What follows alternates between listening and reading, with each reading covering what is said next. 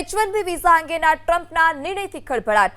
માઇક્રોસોફ્ટે પોતાના કર્મચારીઓ માટે જાહેર કરી એડવાઇઝરી. વિઝા ધારકોને સમયમર્યાદા પહેલા અમેરિકાથી પરત ફરવા સૂચના. H1B વિઝાના વાર્ષિક ચાર્જમાં અમેરિકાએ કર્યો છે વધારો.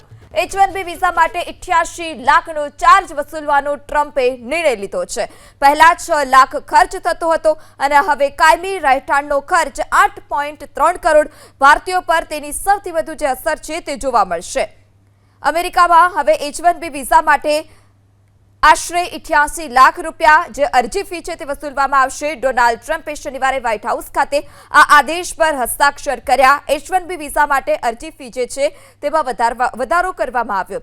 Trump gold card, Trump platinum card અને કોર્પોરેટ ગોલ્ડ કાર્ડ જેવી સુવિધાઓ પણ રજૂ કરવામાં આવી છે. આ સાથે જ ટ્રમ્પ ગોલ્ડ કાર્ડ વ્યક્તિઓને યુનાઇટેડ સ્ટેટ્સમાં અમર્યાદિત રહેઠાણનો અધિકાર આપે છે. આ ફેરફાર સાથે કંપનીઓ ફક્ત શ્રેષ્ઠ કૌશલ્ય ધરાવતા કર્મચારીઓને જ અમેરિકા લાવી શકશે અને આની સીધી અસર ભારતીય આઈટી વ્યવસાયકો પર પડશે. સૌથી વધારે જે અસર છે તે ભારતીયો પર પડશે. ટ્રમ્પના એક બાદ એક નિર્ણયથી જે ભારતીયો છે તેમાં રોષ જોવા મળ્યો છે. આ સાથે જ જે યુએસ જવાનું લોકોમાં વલણ હતું તે વલણ પણ ચોક્કસપણે ઘટેલું જોવા મળી રહ્યું છે.